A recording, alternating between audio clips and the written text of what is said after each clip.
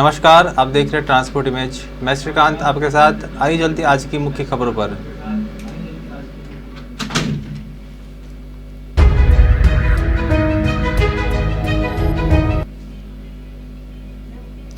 Press दिवस के दिन पत्रकार पर टूटा पुलिस का कहर। 108 साल की मां सहित पूरे परिवार को पीटा।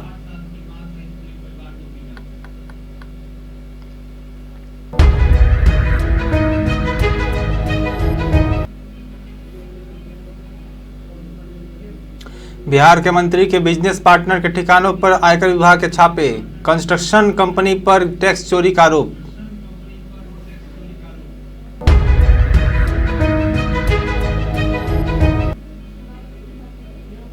मंडी के धर्मपुर में कांग्रेस ने ईवीएम पर बिठाया पहरा। अलग से लगाए सीसीटीवी कैमरे।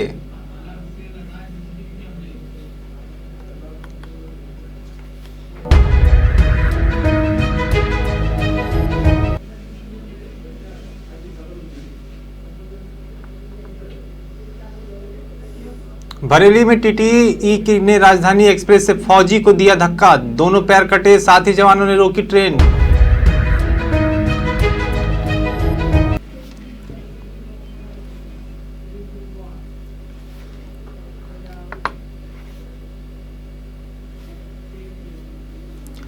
आइए चलते खबरों को विस्तार से। जबलपुर जिले के सिहोरा में सुअरों में अफ्रीकन स्वाइन फ्लू का फैल गया है। प्रशासन ने इससे हड़कंप है। कलेक्टर ने सुअरों को मारने के आदेश भी जारी कर दिए हैं। नगरपालिका सिहोरा में सुअरों के अफ्रीकन स्वाइन फीवर रोग की पुष्टि होने से हड़कंप मच गया। जबलपुर कलेक्टर ने सावधानी बतौर कई प्रतिबंधक आदेश भी जारी किए हैं। इसमें सुअरों को मारने का आदेश है। बता दें कि नगरपालिका सिहोरा के 2 वार्डों में सुअरों में अफ्रीकन स्वाइन फीवर फैल गया और सुअरों में यह बीमारी मोती वार्ड और सवारकर वार्ड में फैली है। इसकी पुष्टि होते ही कलेक्ट्रेट और जिला दंडाधिकारी सौरभ सुमन ने मामले को गंभीरता से लिया। उन्होंने फौरन इसकी रोकथाम के लिए आदेश भी जारी कर दिए हैं।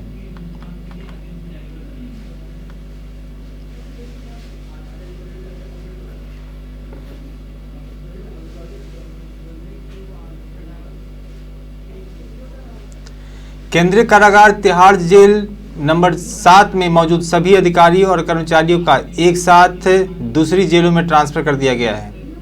ईडी ने इस जेल में बंद दिल्ली के पूर्व मंत्री सत्येंद्र जैन को जेल के अधिकारियों की मिलीभगत से सुविधाएं लेने का आरोप लगाया था। इन आरोपों के बाद जेल नंबर 7 के जेल अधीक्षक अजीत कुमार को निलंबित कर दिया गया था। साथ ही नए अधीक्षक के तौर पर जेल नंबर 5 के जेल अधीक्षक अशोक रावत को जेल नंबर 7 की जगह अतिरिक्त जिम्मेदारी सौंपी गई है। जहां तिहाड़ जेल प्रशासन के आदेश के मुताबिक तिहाड़ जेल नंबर 7 में तैनात डिप्टी जेलर हंसराज सिंह को जेल नंबर 7 से jail number 12, deputy jailer Shrimati Sangeeta Chauhan को जेल नंबर 7 से जेल नंबर 10 ट्रांसफर कर दिया गया है। इसके साथ ही जेल में तैनात 3 सहायक अधीक्षक स्तर के अधिकारियों समेत 7 हेड वार्डर और 19 वार्डर का भी दूसरी जेलों में ट्रांसफर कर दिया गया। इनसे ज्यादा लोगों का यमुना पार की जेलों में भी ट्रांसफर किया गया है।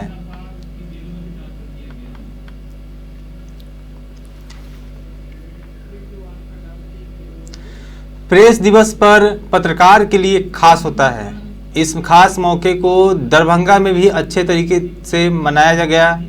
जिले के बड़े अधिकारियों और पुलिस अधिकारी दिन के उजाले में दरभंगा शहर में पत्रकारों को बधाई देते नजर आए, लेकिन रात होते ही पुलिस वालों का कहर एक पत्रकार पर ऐसा टूटा कि पूरा परिवार घायल अवस्था में अस्पताल में इलाज कराने को मजबूर हो गया है।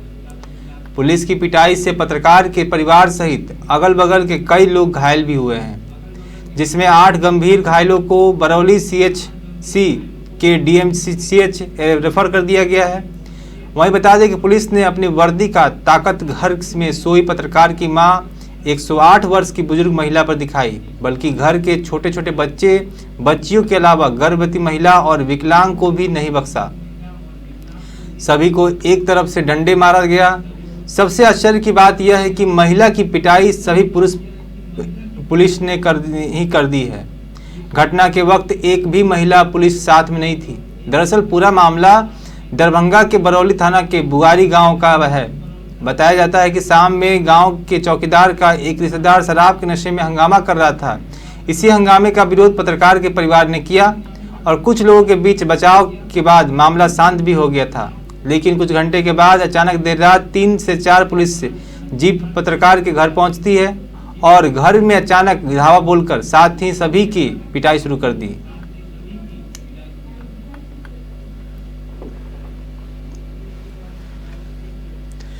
बिहार से इस वक्त सबसे बड़ी खबर सामने आई है कि आयकर विभाग की टीम ने प्रदेश के कई हिस्सों में एक साथ छापेमारी की है।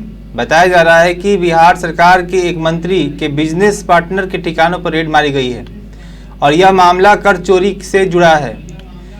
बताया जा रहा है कि जिनके ठिकानों पर छापे मारे गए हैं वह मंत्री के रिश्तेदार ही हैं।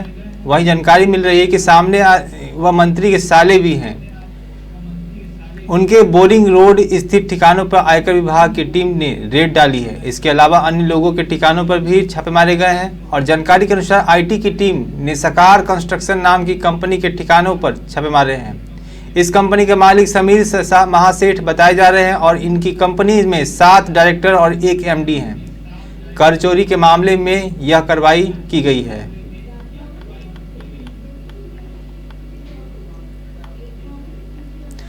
रसोई गैस का इस्तेमाल करने वाले बहुत से ग्राहकों को यह शिकायत रहती है कि उन्हें कम वजन का सिलेंडर दिया जाता है। इस फर्जीवाड़े से परेशान ग्राहकों को यह भी नहीं पता होता है कि उन्हें अपनी शिकायत कहां करनी चाहिए। अब सरकारी तेल कंपनी इंडियन ऑयल ने इस परेशानी का हल ढूंढ निकाला है और जल्द ही अपने ग्राहकों को QR कोड और LPG सिलेंडर मुहैया कराएगी। इस विषय पर इंडियन ऑयल कॉर्पोरेशन लिमिटेड के चेयरमैन श्रीकांत माधव वैद्य ने बताया है कि हम अब अगले 3 महीने में भी सभी घरेलू LPG सिलेंडर पर QR कोड लगाना शुरू कर देंगे। इससे पहले केंद्रीय पेट्रोलियम मंत्री हरदीप सिंह पुरी ने भी कहा था कि उपभोक्ता अब अपने LPG सिलेंडर की ट्रैकिंग कर सकेंगे। यह भारतीय उपभोक्ता इतिहास में एक क्रांतिकारी बदलाव होगा।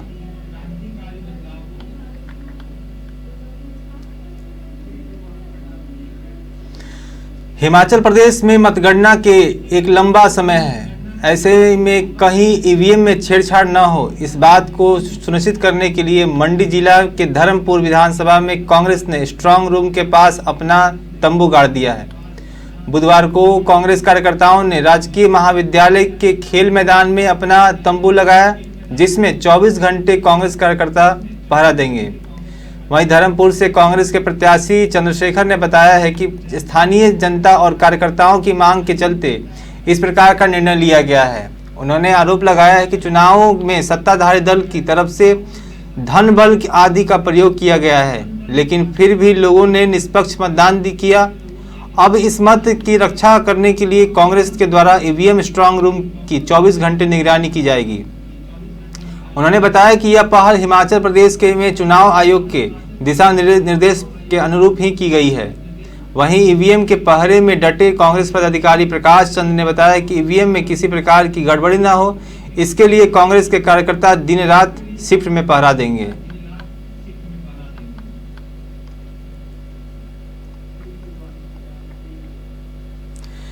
नीमच में केंद्रीय नारकोटिक्स ब्यूरो ने बड़ी कार्रवाई की है। ब्यूरो ने 102 किलो 910 ग्राम अफीम के साथ 3 आरोपियों को गिरफ्तार किया है। अफीम की कीमत करोड़ों रुपए में आंकी गई है। नीमच के अधिकारियों ने राजस्थान के राज टोल प्लाजा जयपुर आगरा राजमार्ग पर एक ट्रेलर को रोका है। ड्राइवर ने पुलिस की गाड़ी पर ट्रक चढ़ाकर भागने की कोशिश की। इस टक्कर से दोनों वाहन क्षतिग्रस्त हो गए हैं। मामले की जानकारी देते हुए केंद्रीय नारकोटिक्स ब्यूरो मध्य प्रदेश के उपायुक्त डॉक्टर संजय कुमार ने बताया कि मुखबिर की सूचना के आधार पर यह कार्रवाई की गई है। इसमें केंद्रीय नारकोटिक्स ब्यूरो नीमच के अधिकारियों ने राजस्थान के राजधोक टोल प्लाजा जयपुर आगरा राजमार्ग पर एक ट्रेलर को रोका, जहां तलाशी में उससे 102.910 किलोग्राम अफीम के 95 पैकेट जब्त किए गए हैं, जिसकी कीमत करोड़ों रुपए में बताई जा रही है।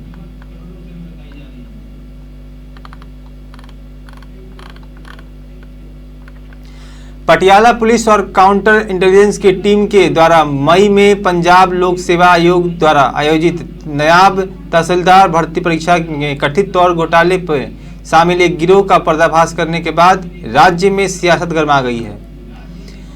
पुलिस ने गिरोह के 5 सदस्य नवराज चौधरी, गुरप्रीत सिंह, हरविंदर सिंह, जतिंदर सिंह और सोनू कुमार को गिरफ्तार किया है। पुलिस के मुताबिक उन्होंने उम्मीदवारों से 22 लाख रुपए लिए थे।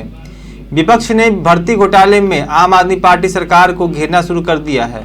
विपक्ष ने नायब तहसीलदार भर्ती घोटाले में सीबीआई और हाई कोर्ट के वर्तमान न्यायाधीश की निगरानी में न्यायिक जांच की मांग की है। पुलिस की पूछताछ में खुलासा हुआ है कि डमी परीक्षार्थियों को परीक्षा केंद्र में भेजा गया और उन्होंने हरियाणा में स्थापित एक कंट्रोल रूम में तस्वीर भेजकर प्रश्न पत्र लीक किए हैं। उत्तर प्रदेश के जनपद बरेली में रेलवे जंक्शन पर उस वक्त हंगामा हो गया जब राजधानी एक्सप्रेस से टीटी ने एक फौजी को धक्का देकर नीचे गिरा दिया।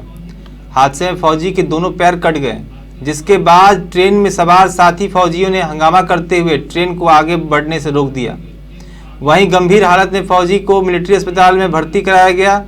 बता दें कि राजधानी एक्सप्रेस में टीटी के अमानवीय चेहरे का यह मामला बरेली जंक्शन के प्लेटफॉर्म नंबर 2 से सामने आया है, जहां देश की रक्षा में तैनात एक फौजी को टीटी की दबंगई और गुंडागर्दी के चलते अपने पैर गंवाने पड़े। राजधानी एक्सप्रेस में टिकट को लेकर टीटी और फौजी के बीच कहासुनी हुई थी। कहासुनी के दौरान टीटी ने अपना आपा खो दिया और ट्रेन से फौजी को धक्का देकर नीचे गिरा दिया। ट्रेन की चपेट में आने से फौजी के दोनों पैर कट गए। इस घटना के बाद स्टेशन और ट्रेनों में हड़कंप मच गया। ट्रेन में मौजूद फौजी के साथियों ने जमकर बवाल किया और ट्रेनों को आगे बढ़ने से भी रोक दिया है।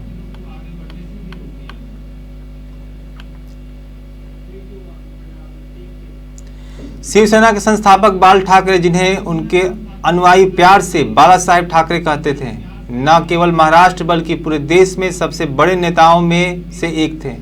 उनका 17 नवंबर 2012 को निधन हो गया था।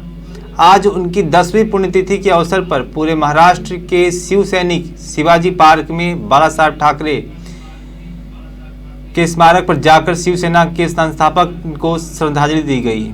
गौरतलब है कि इस साल की शुरुआत में शिवसेना 2 धड़ों में बढ़ गई थी। एकनाथ शिंदे गुट के नेताओं ने एक दिन पहले बाला साहब को श्रद्धांजलि दी ताकि उद्धव ठाकरे गुट के समर्थक के साथ टकराव से बचा जा सके। वहीं शिवसेना प्रमुख उद्धव ठाकरे ने आज अपने परिवार और पार्टी के अन्य नेताओं के साथ दादर के शिवाजी पार्क में बाला साहेब ठाकरे को श्रद्धांजलि दी है।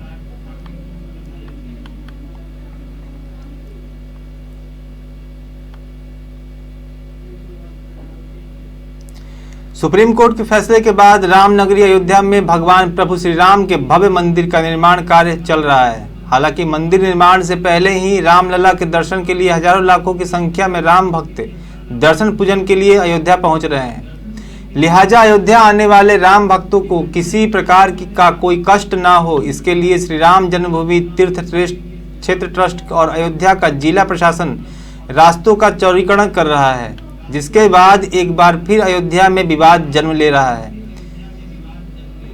जो इस बार दुकानदारों, व्यापारी और स्थानीय प्रशासनों के बीच होते हुए दिखाई दे रहा है। बता दें कि दरअसल हनुमानगढ़ी, कनक भवन और राम जन्मभूमि तक जाने वाली भक्ति मार्ग का चौड़ीकरण युद्ध स्तर पर किया जा रहा है। तो वहीं लगभग 30 वर्षों से एक ही जगह पर काबिज की दुकानदारों का कहना है कि उनके और उनके परिवारजनों के जीवन के सामने एक बड़ा संकट खड़ा होते दिखाई दे रहा है।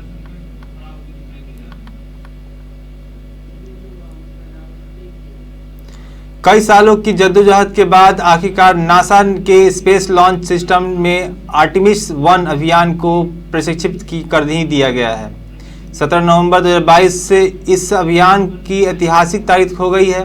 इसके जरिए नासा का स्पेस लॉन्च सिस्टम का भी सफल परीक्षण हो गया है और अब ओरियन अंतरिक्ष यान चंद्रमा की ओर जाएगा और उसके चक्कर लगाकर उसे धरती पर वापस लाना है। लेकिन यह यात्रा बहुत ही सीधी नहीं होगी। इस अभियान के दौरान ओरियन अंतरिक्ष यान हजारों मील का सफर तय करेगा और जिसे डिस्टेंस रेट्रोग्रेड ऑर्बिट कहा जाता है। इस अभियान का प्रमुख मकसद SLS का परीक्षण करना ही नहीं है, बल्कि ओरियन यान की क्षमताओं का भी परीक्षण होगा, जिससे अंतरिक्ष यात्रियों को चंद्रमा तक पहुंचाने के लिए भी रास्ता साफ हो जाएगा। डीआरडीओ और वह रास्ता है जिसमें यान को चंद्रमा तक पहुंचने के लिए कम से कम ईंधन की जरूरत होगी।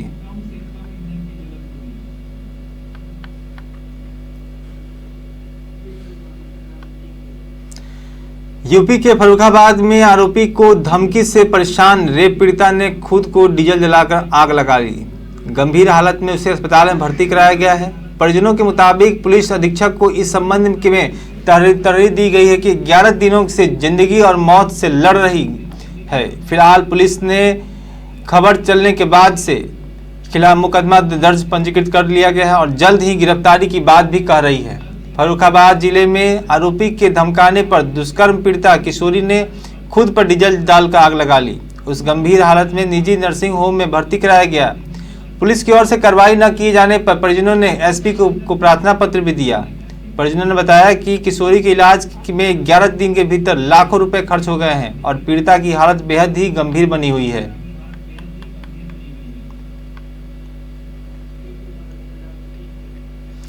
दिल्ली के मरहोली में अपनी लिव इन पार्टनर श्रद्धा की हत्या कर उसके शव के 35 टुकड़े करने का आरोप आफ्ताब के हैवानियत की कहानी तो सब जान ही गए हैं, मगर वह कितना बड़ा अय्यासबाज था इसका सबूत भी सामने आ गया है। श्रद्धा मर्डर केस से जुड़ी पुलिस जांच में यह बात सामने आया है कि आफ्ताब हर बार नए सिम से डेटिंग ऐप पर नया अकाउंट बनाता था और उसके जरिए अलग अलग लड़कियों से फ्रेंडशिप करता था और फिर उन्हें कमरे में बुलाता था।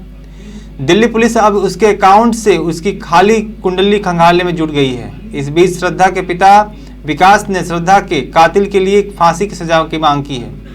पुलिस सूत्रों की माने तो आफ्ताब हर बार नए सिम से डेटिंग ऐप पर नए अकाउंट बनाता था और लड़कियों से दोस्ती कर उन्हें कमरे में बुलाता था।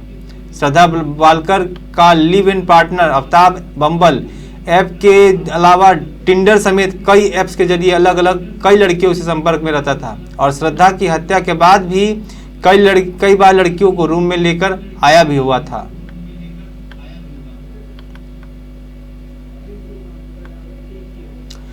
श्रीलंका के बल्लेबाज धनुष्का गुनातिलका को कथित दुष्कर्म मामले में जमानत मिल गई है। हालांकि सिडनी की लोकल कोर्ट ने उन्हें टिंडर और दूसरे सोशल मीडिया अकाउंट के इस्तेमाल पर प्रतिबंध लगाया है। गुनातिलका पर एक महिला से दुष्कर्म का आरोप है। उन्हें इस आरोप में सिडनी के हयात रिजेंसी होटल में से 6 नवंबर की आधी रात पुलिस ने गिरफ्तार किया था। उस वक्त श्रीलंका की टीम T20 वर्ल्ड कप में अपना सफर खत्म होने के बाद देश लौटने की तैयारी कर रही थी। इसके बाद से वो जेल में बंद थे। गुनातिलका को जमानत या श्रीलंका सरकार और क्रिकेट बोर्ड की मदद से मिली है। वहीं गुनातिलका को जमानत अवधि के दौरान रोज पुलिस स्टेशन में रिपोर्ट करना होगा और एक निश्चित पते पर ही रहना होगा। इसके लिए उन्हें 1.5 लाख ऑस्ट्रेलियन डॉलर बतौर सुरक्षा गारंटी देने पड़े हैं।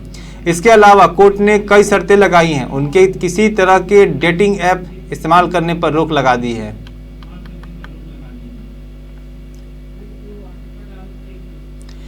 फीफा वर्ल्ड कप 2022 में स्टार खिलाड़ी लियोनेल मेसी विश्व कप से पहले अर्जेंटीना के अंतिम अभ्यास मैच के दौरान दूसरे समय मैदान पर रहे और इस दौरान गोल भी दागा, जिससे उनकी टीम ने यूएई को 5-0 से हरा दिया।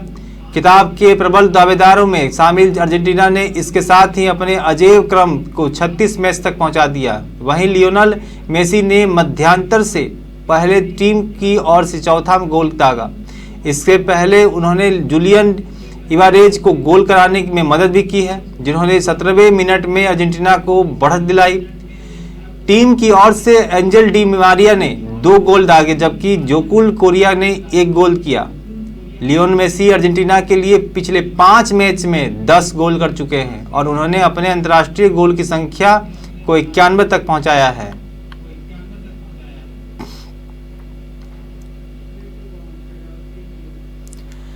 आईसीसी T20 विश्व कप 2022 के अभियान में असफलता के बाद भारत और न्यूजीलैंड 3 मैचों की T20 इंटरनेशनल सीरीज के लिए आमने सामने है।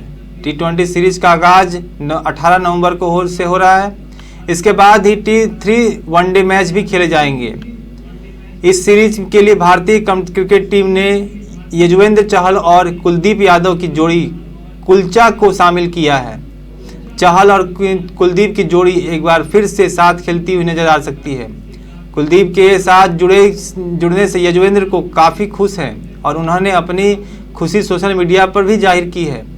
भारत बनाम न्यूजीलैंड T20 इंटरनेशनल सीरीज से पहले यजुवेंद्र चहल ने कुलदीप यादव के साथ अपनी एक तस्वीर सोशल मीडिया पर शेयर की है। कुलदीप और यजुवेंद्र की यह तस्वीर सोशल मीडिया पर वायरल हो रही है और फैंस इसका पर जमकर कमेंट भी कर रहे हैं।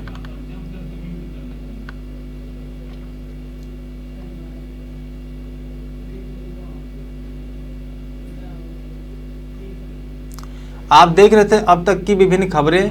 आगे की खबरों को देखने के लिए हमारे साथ बने रहें। नमस्कार।